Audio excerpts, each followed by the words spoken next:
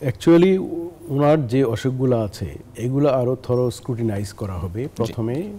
সমস্ত যত ইনভেস্টিগেশন যেগুলো বাংলাদেশে সম্ভব না সেই ইনভেস্টিগেশনগুলো করা হবে এবং তারপরে প্রপারলি যে জায়গাটাতে অসুবিধা সেগুলা ওইভাবে ওইরকম স্পেশালিস্ট দিয়েই বা ওইরকম কনসালটেন্ট দিয়ে সেগুলোকে মেডিকেলি হোক সার্জিক্যালি হোক যেভাবে হোক এগুলোকে রিমেডি করা হবে। ওখানে কি উনি কি হসপিটালে ভর্তি হবেন? হ্যাঁ, আগে চেক আপ হবে ওনার, তারপর তার বাইরে চেক আপ মানে হচ্ছে অনেক সময় হসপিটালে ভর্তি করে তারপরে চেক আপ করে। তবে উনি যেরকমভাবে অসুস্থ এত বড় জার্নি করার পরে স্বাভাবিকভাবে এটা আশা করা যায় যে ওনার কিছু রেস্ট দরকার আছে।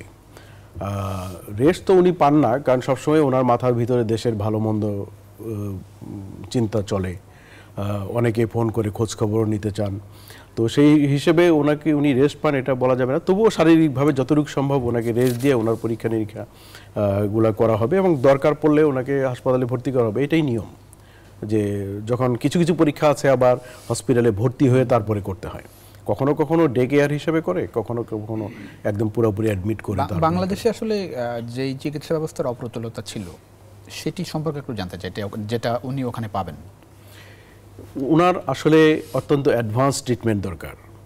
অ্যাডভান্স ট্রিটমেন্ট, যে মোস্ট মডার্ন ওয়ার্ল্ডে যে ডেভেলপমেন্টটা হয়েছে সেই ট্রিটমেন্টটা ওনার দরকার, যেটা বাংলাদেশের সম্ভব না, এমনকি সিঙ্গাপুরেও সম্ভব না। তো কাজেই ওনাকে যেতে হচ্ছে ওইখানে এবং ওইখানকার যে এক্সপার্ট যারা আছেন, যে কনসালটেন্ট যারা আছেন, তারা এই ব্যাপারে বিশ্বসেরা, প্রায় বিশ্বসেরা। তো উনি একজন মহিয়সী নারী হিসেবে ওনার তো সেটা প্রাপ্য। উনি একটা পুরোপুরি 20 কোটি লোকের বা 17 কোটি 18 কোটি বলেন সেই দেশের একজন নেত্রী, একজন উনি পথদ্রষ্টা। তো কাজেই ওনার ব্যাপারে যে সর্বোচ্চ ট্রিটমেন্ট পৃথিবীতে যা অ্যাভেলেবল সেটাই তো আমরা আশা করি যে উনি সেটা পাবেন এবং উনি পেলেই তো আমরা তার দেখানো পথে বা দেশ সেই পথে আগাতে পারবে আস্তে আস্তে। তো কাজেই সবচেয়ে বেশি যে ভালো যে ট্রিটমেন্ট, লিভার সিরোসিসের যে বাস্তবতা এখন, সেটি এখন কি অবস্থা আছে, সেটি ট্রিটমেন্ট কি হবে ওখানে? লিভার সিরোসিস ইটসেলফ তো একটা অসুখ আছেই, কিন্তু এটার কারণে কিছু কিছু কমপ্লিকেশন ডেভেলপ করে, যে কমপ্লিকেশনগুলোই হচ্ছে একটা মানুষের কন্ডিশনটা হঠাৎ করে খারাপ করে দেয়, যেই জন্যই ওনার এই সার্জারিটা হয়েছে। এখন এই ট্রিটমেন্টটা কি পর্যায়ে যাবে? এটাকে ট্রান্সপ্ল্যান্ট হবে? এটা যদি লাগে হয়তো ওনাকে অফার দেওয়া হবে, সেরকম যদি ডোনার পাওয়া যায় ম্যাচিং করে, কারণ ম্যাচিংয়ের ব্যাপার আছে।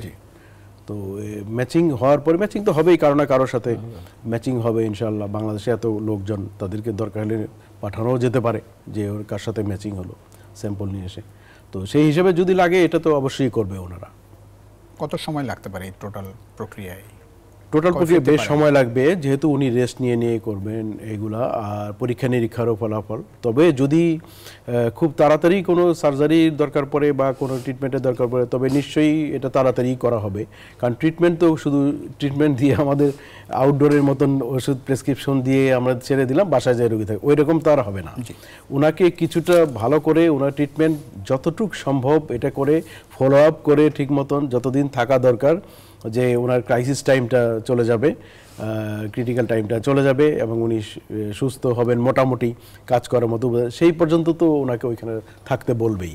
তবে ওনার যা মনের জোর, দেশের প্রতি ওনার যে ভালোবাসা, দেশের প্রতি মানুষের প্রতি ওনার যে মমতা, উনি নিজে বেশি দিন থাকতে পারবেন কিনা সেটাই দেখার ব্যাপার।